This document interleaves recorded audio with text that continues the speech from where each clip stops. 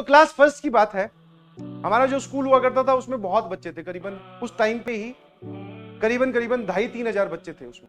तो और वैसे ही जैसे सेक्शंस होते हैं, अलग अलग सेक्शंस, फर्स्ट क्लास के ही 6 सेक्शन थे, हर एक में 40-40 बच्चे, बहुत बच्चे हुआ करते थे। तो हम लोग छोटे थे, तो क्या है, छोटे बच्चों की विंग अलग होती है ना, फर्स्ट सेकंड थर्ड तक की विंग अलग होती है। तो वही चड्डी पैंट पहन के घूमते रहते थे छोटी वाली, तब उस टाइम पे वही कल्चर था।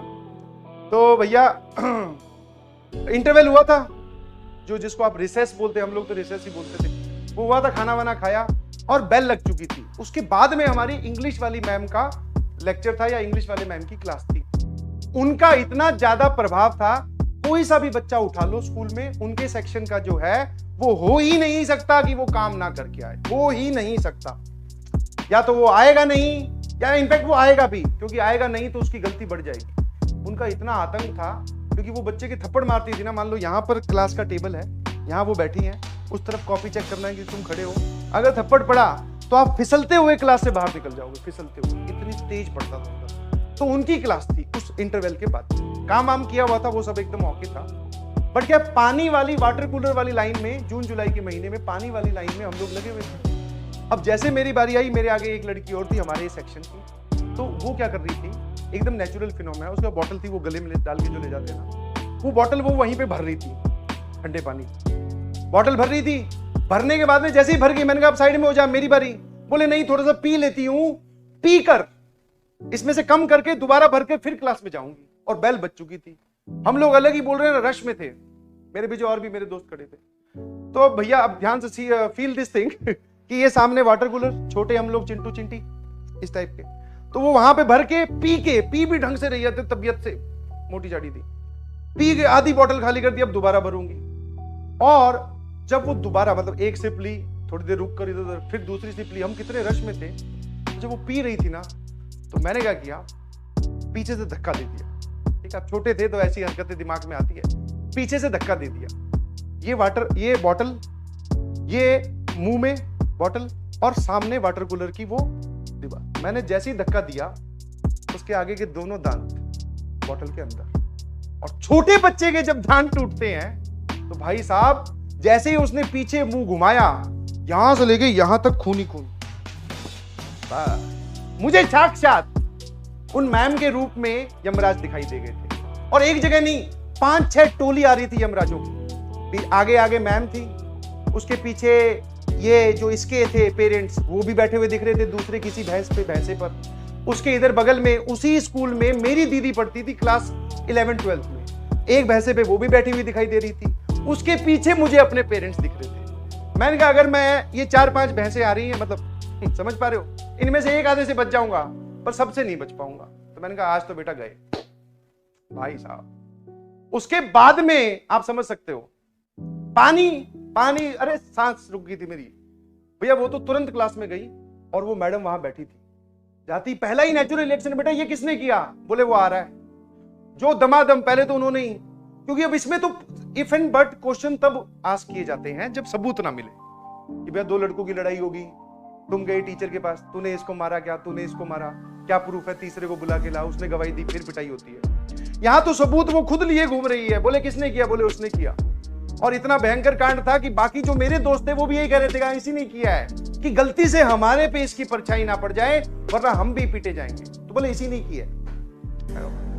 तो भैया पहले तो मैडम ने पीटा तबियत से। अभी मामला इतना बड़ा था कि पहले प्रिंसिपल के ऑफिस में ले गए। प्रिंसिपल के ऑफिस में उसके पेरेंट्स को तो बुलाया गया, वो तो इसलिए ताकि इसको फर्स्ट एड वगैरह मिल सके।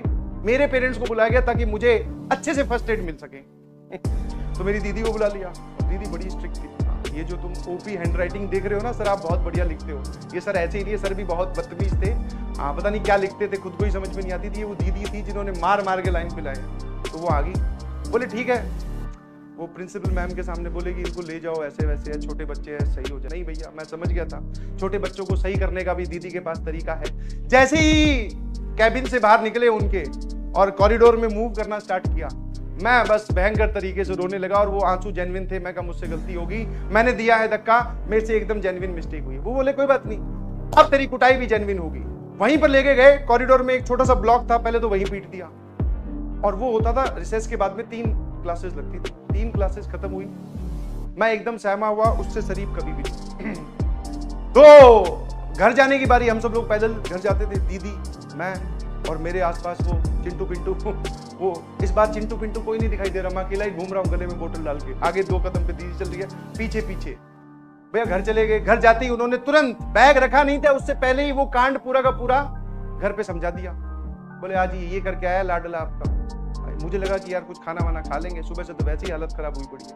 खाना वाना सब भूल गए। मैंने जाके सीधा सीधा बोला मम्मी को, मैंने कहा देखो भाई सही है, सब सही है। अच्छा एक और इसमें मेन इंटरेस्टिंग चीज बीच में रह गई। वो जो लड़की थी उसने वहां पर जाते जाते एंड दिस इज रियल, ध्यान रखना, वहां पर जाते जाते, क्लास में जाते जाते, क्लास से निकलकर प्रिंसिपल के कैबिन तक जाते जाते एक और इल्जाम मेरे सर पे डाल दिया था कि इसने मुझे आई लव यू बोला है। और बचपन में ये बात आपके अगर कैरेक्टर पे लग जाती है कि आपने किसी को आई लव यू बोला है, दैट मीन्स आपने सबसे बड़ा क्राइम किया है।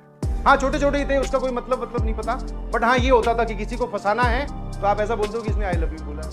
और वो बात दीदी को बताई गई, मुझे नहीं बताई गई। दीदी आके बोलती है बाद में कि ये ऐसे भी कर गया है। तो वो जो मम्मी मेरे फेवर में थे थोड़े बहुत, बोले कोई बात नहीं, वो कोई बात नहीं से पता नहीं कौन सी बात पे आ गए। अब मम्मी ने पहले अच्छे से सूता, 8:30 बजने के करीब घर पे पापा आने वाले थे। फिर मैं कहा यार ये एक साथ मिलके सभी लोग पीट लो ना, काहे अलग अलग टाइम फ्रैक्शन पे डांट, मतलब ऐसे घबराहट तो रहती है कि अब 8:30 बजे पापा आएंगे फिर वो पीटेंगे। अब तुम सोचो ना 2 बजे स्कूल से निकले, 4-5 बजे मम्मी ने पीटा या जो भी है, उसके बाद में 8 बजे तक पापा का भी इंतजार कर रहे हैं कि आ जाओ भाई आप भी पीट लेना। पापा ने कुछ नहीं बोला, बोले इसका हो चुका है, दिख ही रहा था मैं वैसे ही कांप रहा था, सुबह से लेकर शाम तक लाल हुआ पड़ा था। तो भैया भयंकर दिन गुजरा। अगले दिन मेरी स्कूल जाने में हिम्मत नहीं, मैं स्कूल गया, फिर सॉरी वॉरी बोली कान पकड़ के, यस मैं कहा हाँ मुर्गा बन के भी दिखा देता हूं, पर मेरे से गलती हो गई, मुझे माफ कर दीजिए भैया, ठीक है।